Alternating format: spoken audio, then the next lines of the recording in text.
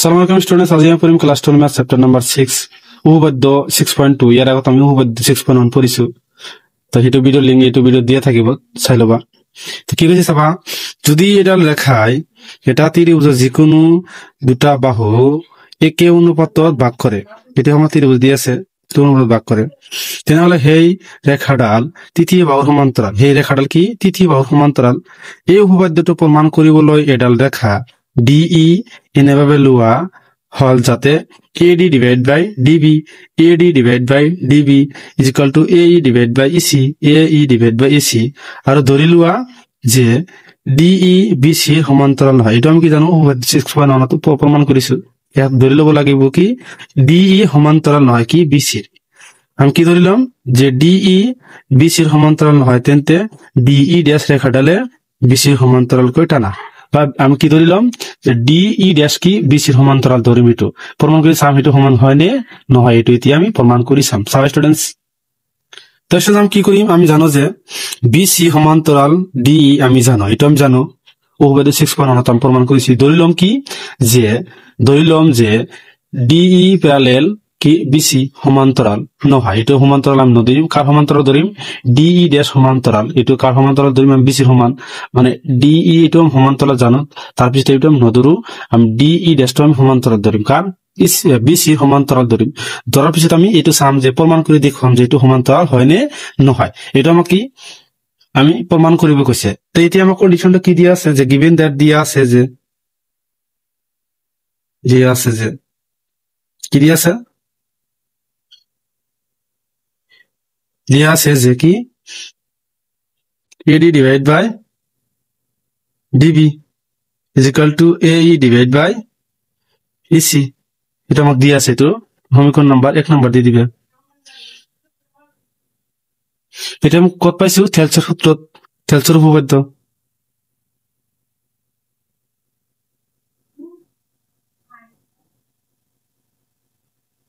থেলছৰ উপপাদ্যত পাইছো এইটো। তাৰপিছত আমি কি এতিয়া আমি জানো এইটো আমি কি থেলছৰ উপপাদ্যত পাইছো। তো এইটো ষ্টুডেন্টস আমি কি ধৰিছো, ডিই ড্যাশ এইটো সমান ধৰিছো কি ডি এস কি কাৰ সমান, বিসিৰ সমান। তেনেহলে কি ডিই ড্যাশ সমান্তৰাল আমি কি ধৰিছো বিসি।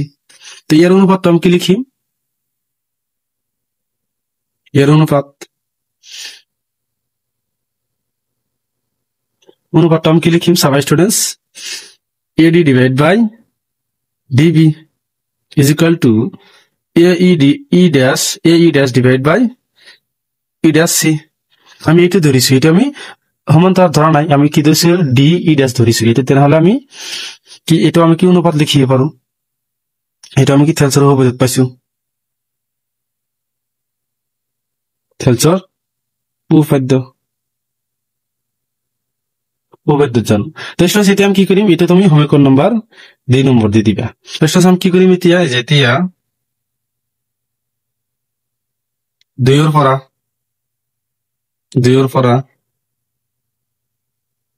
2 আমাক কিমান দি আছে, AD divide by DB is equal to AE dash divide by E dash E. তো স্টুডেন্টস চাবা, AD ইজ ইকুয়াল টু আমি কি লিখি পাৰো, AD divide by DB is equal to আমি কি লিখি পাৰো, চাবা ইয়াত AD ডিভাইড বাই ডিবি, এইটো কি ডিবি হয়, এইখানে ইজ ইকুয়াল টু আমি কি লিখি পাৰো, AE ডিভাইড বাই ইসি, কি লিখি পাৰো AE divide by EC is equal to AE dash divide by E dash C. তুমি লিখি দিবা অনৰ পৰা,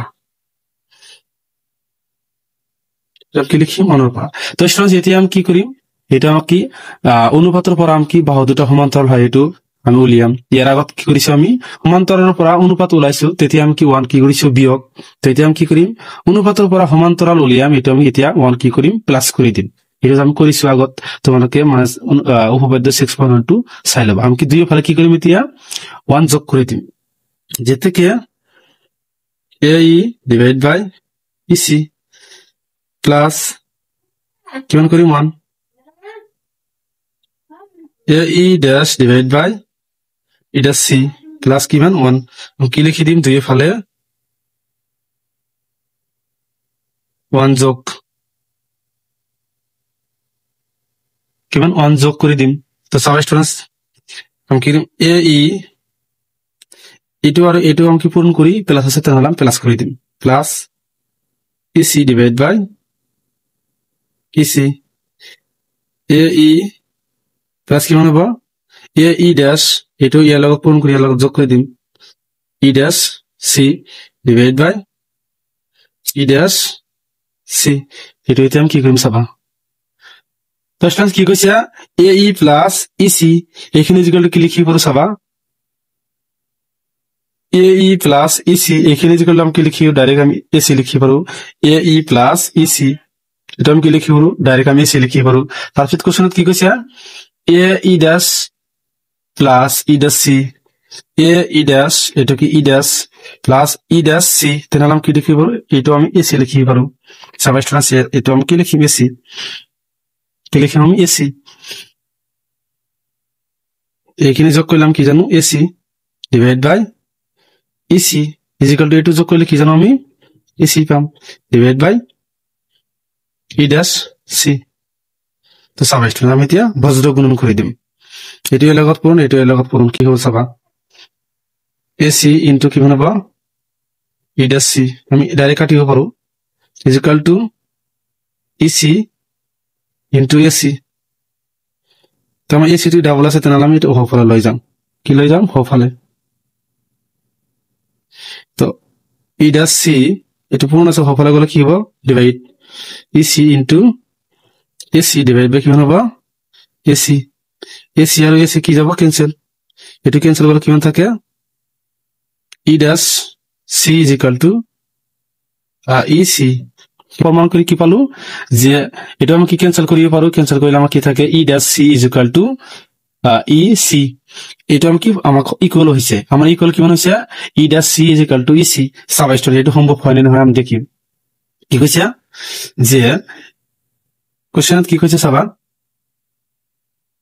যে ই ড্যাশ সি ই ড্যাশৰ পৰা সি লৈকে যিমান দূৰত্বত আছে আকৌ ই পৰা সিমান দূৰত্বত আছে এটা আমাক কৈছে এইটো কেতিয়াও সম্ভৱ নহয় চাইছা ই ড্যাশ সি কিমান দীঘল আৰু ই পৰা সি লৈকে কিমান দীঘল এইটো কেতিয়াও সমান হ'ব নোৱাৰে কাৰণ দুটা বিন্দু বেলেগ বেলেগ ঠাইত আছে কিন্তু দুটা বিন্দু এটা ঠাইত থাকিলে আমি ক'ব পাৰিলো হয় কি যে ই ড্যাশৰ পৰা সি লৈ যিমান দূৰত্বত আছে আকৌ ই পৰা সি লৈকে সিমান দূৰত্বত আছে তেনেহ'লে আমি বাহু দুটা সমান ক'লেহেঁতেন তো এইটো কি সমান নহয় তেনেহ'লে ইয়াক আমি সমান বুলি ক'ব নোৱাৰি এটা আমি সমান বুলি ক'ব নোৱাৰি এটা আমি লিখিম যেতেকে কি E dash C is equal to E C সমান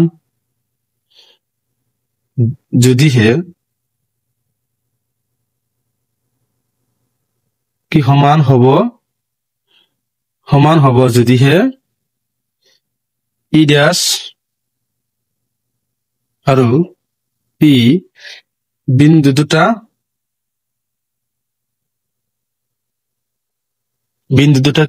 দুটা একে ঠাইত থাকে একে ঠাইত থাকিলাম কি বিন্দু দুটা সমান বুলি ক'লেহেঁতেন তো একে ঠাইত নাই সেইকাৰণে আমি সমান বুলি ক'ব নোৱাৰিম ইয়ালৈকে কৰিবলগীয়া আছিল ষ্টুডেন্টস থ্যাংক ইউ ষ্টুডেন্টস